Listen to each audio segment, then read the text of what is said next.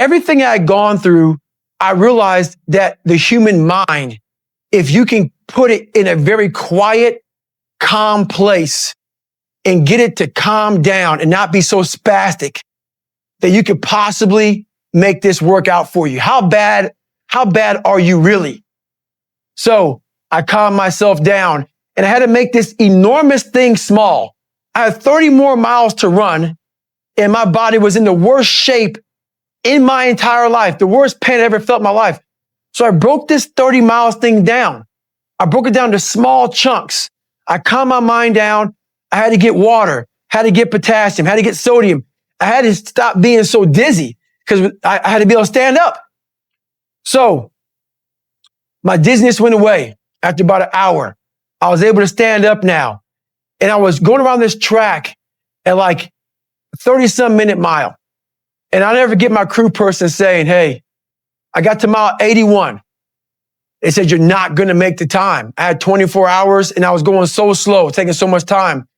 This is when I realized that the human mind, once everything gets connected, once the mind knows you're not going to quit something, it's going to try to find more. It's going to try to give you more. Once it realizes you're not going to take the path of least resistance, you're going to stay here until it's done. My mind and my body and my spirit became one for the first time ever. For the first time ever, it became one. And I went to a level that I never thought was humanly possible for myself or anybody else. In that shape that I was in, I was able to run 19 miles. And I ran 19 miles, did 100 miles, actually did one more mile. I did 101 miles in 18 hours and 56 minutes. I'd overcome so many obstacles in my life, and this was the final crucible for me. And I got through it. And at the end of this race was such clarity to me. And it was just the most amazing thing I ever do in my life. I was at the very edge of my capability and wasn't sure that I could take one more step. I felt like I drained 99% from my tank at least.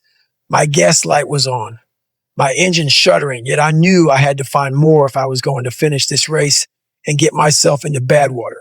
But how do you push yourself when pain is all you feel with every step?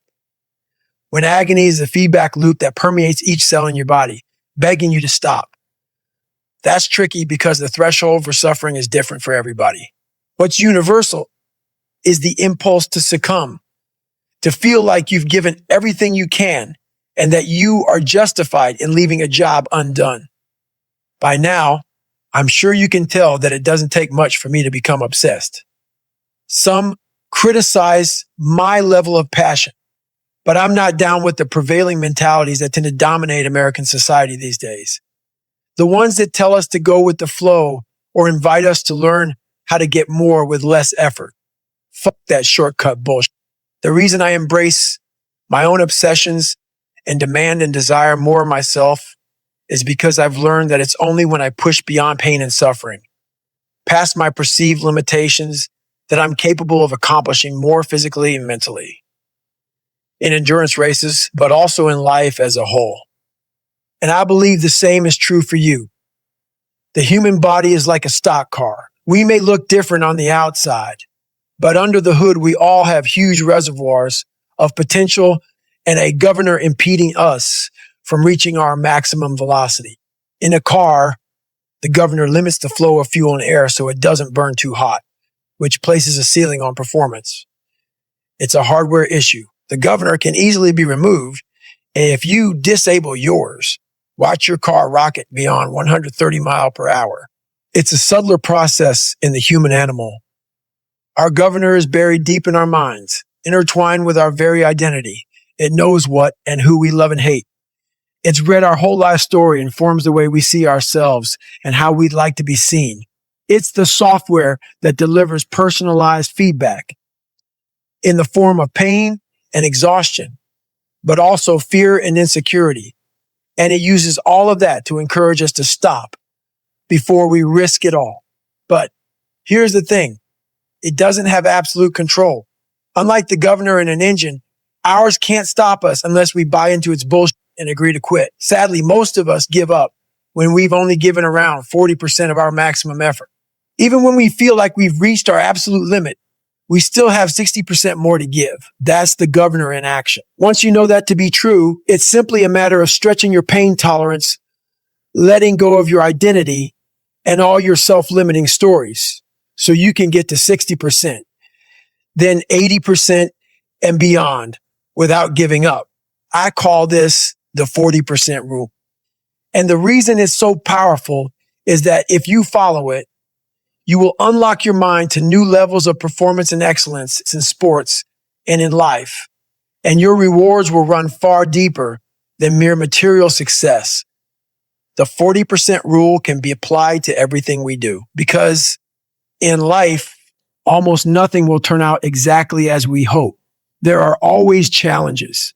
And whether we are at work or school or feeling tested within our most intimate or important relationships, we will all be tempted to walk away from commitments, give up on our goals and dreams, and sell our own happiness short at some point because we will feel empty, like we have no more to give when we haven't tapped even half of the treasure buried deep in our minds, hearts, and souls.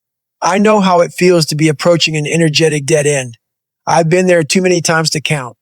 I understand the temptation to sell short, but I also know that impulse is driven by your mind's desire for comfort, and it's not telling you the truth. It's your identity trying to find sanctuary, not help you grow. It's looking for status quo, not reaching for greatness or seeking wholeness. But the software update that you need to shut your governor down is no supersonic download. It takes 20 years to gain 20 years of experience. And the only way to move beyond your 40% is to callous your mind day after day, which means you'll have to chase pain like it's your damn job. Imagine you're a boxer and on your first day in the ring, you take one on your chin. It's going to hurt like fucking hell. But at year 10 of being a boxer, you won't be stopped by one punch. You'll be able to absorb 12 rounds of getting beat the fuck down and come back the very next day and fight again. It's not that the punch has lost power. Your opponents will be even stronger. The change has happened within your brain. You've calloused your mind.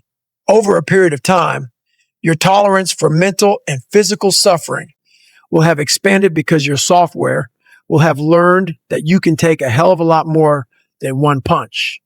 And if you stay with any task that is trying to beat you down, you will reap rewards. Not a fighter. Say you like to run, but have a broken pinky toe. I'll bet if you continue running on it, pretty soon you'll be able to run on broken legs. Sounds impossible, right? I know it's true because I've run on broken legs. And that knowledge helped me endure all manner of agonies on the ultra circuit, which has revealed a clear spring of self-confidence that I drink from whenever my tank is dry. But nobody taps their reserve 60% right away or all at once. The first step is to remember that your initial blast of pain and fatigue is your governor talking. Once you do that, you are in control of the dialogue in your mind, and you can remind yourself that you are not as drained as you think, that you haven't given it your all, not even close.